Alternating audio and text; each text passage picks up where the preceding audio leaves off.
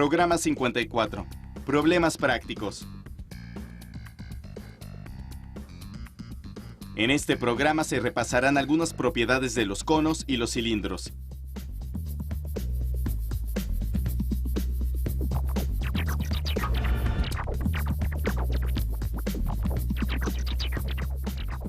Anteriormente vimos cómo trazar los desarrollos planos del cilindro y el cono. ¿Recuerdas cómo? Repasemos el proceso. Con un pedazo rectangular de cartulina se puede construir la cara lateral de un cilindro. Y para hacer la cara lateral de un cono, se recorta un sector de círculo.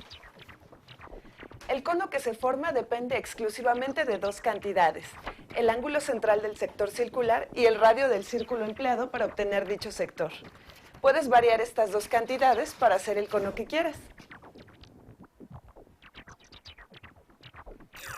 Veamos qué cono puede construirse con un círculo de 5 centímetros de radio y un sector circular con un ángulo de 300 grados.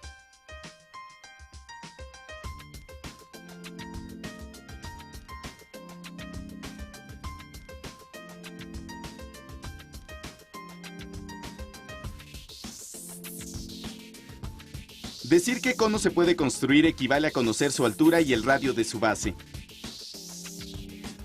Entonces, ¿cuánto miden el radio de la base y la altura del cono?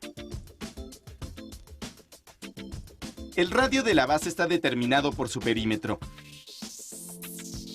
¿Qué relación guarda el perímetro de la base con el arco del sector circular del cono?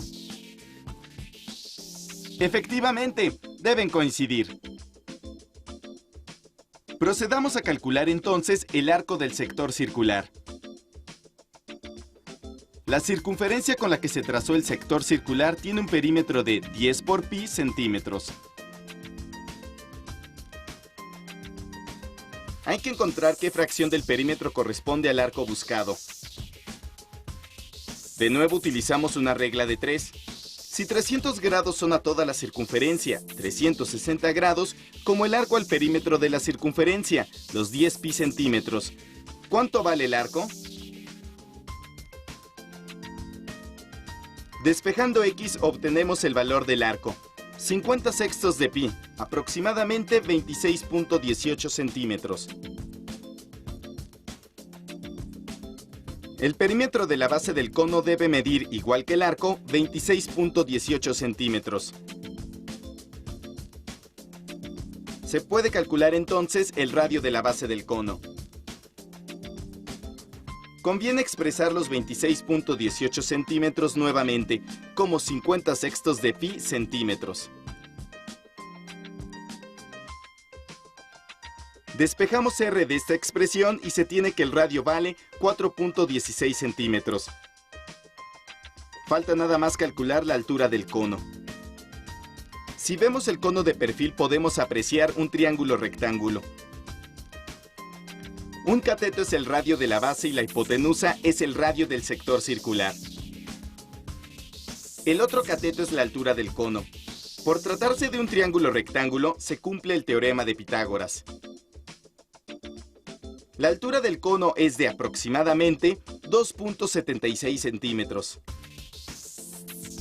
En conclusión, con el sector circular se forma un cono con 4.16 centímetros de radio de base y 2.76 centímetros de altura.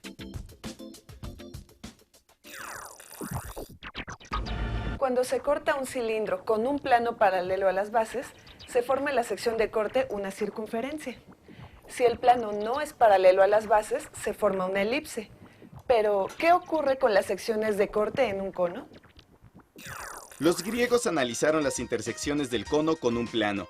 Las rectas que van del vértice del cono al perímetro de la base se llaman directrices del cono. Si el cono se corta con un plano paralelo a la base, se forma en la sección de corte una circunferencia. Con un plano que esté menos inclinado que una de las directrices en la sección de corte, se forma una elipse. Con un plano que sea paralelo a una de las directrices, se forma una parábola. Con un plano que esté más inclinado que una de las directrices, se forma una hipérbola. Para obtener las dos ramas de la hipérbola se utilizan dos conos. Debido a que estas tres curvas provienen de un cono, son llamadas secciones cónicas. En griego, elipse significa deficiencia. Parábola significa equiparación. Hipérbola significa exceso. Apolonio de Perga, en el siglo III antes de nuestra era, escribió el tratado más importante de la antigüedad sobre las secciones cónicas. En su obra, Apolonio sintetizó y organizó todo lo que se había escrito anteriormente sobre el tema.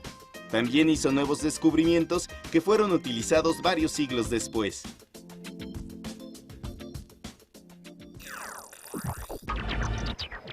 El origen del estudio de las cónicas por parte de los griegos fue la búsqueda de la solución de varios problemas en la geometría. Desde la obra de Apolonio hasta el siglo XVI no hubo avances significativos en este tema, hasta que se empezó a comprobar que el mundo que nos rodea está lleno de secciones cónicas. Para trazar una elipse se puede utilizar el método del jardinero. Se fijan al piso dos puntos llamados focos. Se pueden utilizar dos tachuelas. Los dos puntos se unen con un hilo. El hilo se mantiene tenso para que la longitud siempre sea la misma. Se traza la elipse. Cada punto sobre la elipse cumple con que la suma de sus distancias a los focos es constante. Durante mucho tiempo se creyó que la Tierra era el centro del universo y que los planetas y estrellas giraban a su alrededor en órbitas circulares. En 1543, el astrónomo polaco Nicolás Copérnico publicó el primer modelo heliocéntrico, según el cual el Sol se encuentra inmóvil en el centro y los planetas giran a su alrededor. El modelo se opuso al modelo geocéntrico de Aristóteles y Ptolomeo, que afirmaba que el Sol y los planetas giran alrededor de la Tierra, fija en el centro. A principios del siglo XVI, Johannes Kepler refinó el modelo heliocéntrico, concluyendo que los planetas giran alrededor del Sol en órbitas elípticas, con el Sol situado en uno de los focos. Las cónicas tienen muchas propiedades interesantes. Por ejemplo, si un rayo sale de uno de sus focos, al reflejarse en la pared interna de la elipse, se refleja pasando necesariamente por el otro foco. Esta propiedad ha sido utilizada para construir salones muy particulares, con el techo de forma elipsoidal. Si una persona se coloca en uno de los focos, otra persona colocada en el otro foco la oye perfectamente, y no así cualquier otra persona que esté en la habitación. También se pueden fabricar hornos en los que se desea concentrar la radiación en un punto determinado. Se pone la fuente de calor en uno de los focos y en el otro se pone el objeto que se desea calentar. En una mesa de billar con forma elíptica, si se tira la bola desde uno de los focos hacia una banda, la bola pasará por el otro foco.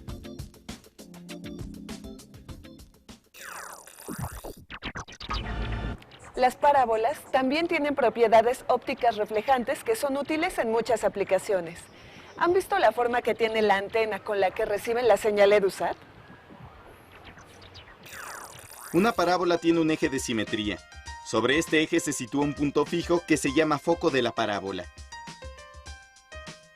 La parábola tiene la propiedad de que si incide en la parte interna un rayo paralelo al eje de simetría, al reflejarse va a pasar por el foco. De igual manera, todos los rayos que partan del foco se reflejarán paralelos al eje de simetría. La misma propiedad se cumple para un paraboloide, que se obtiene girando una parábola alrededor del eje de simetría. Aprovechando esta propiedad se construyen antenas receptoras con forma parabólica para que concentren en el foco todas las señales que llegan a la superficie. Los faros de los automóviles también son paraboloides. Cuando se coloca una fuente luminosa en el foco, todos los rayos saldrán paralelos a su eje. Como hemos visto en este y otros programas, las curvas cónicas tienen muchos usos y aplicaciones. ¿Conoces algunos otros objetos que tengan forma de algunas de estas curvas? Hasta luego.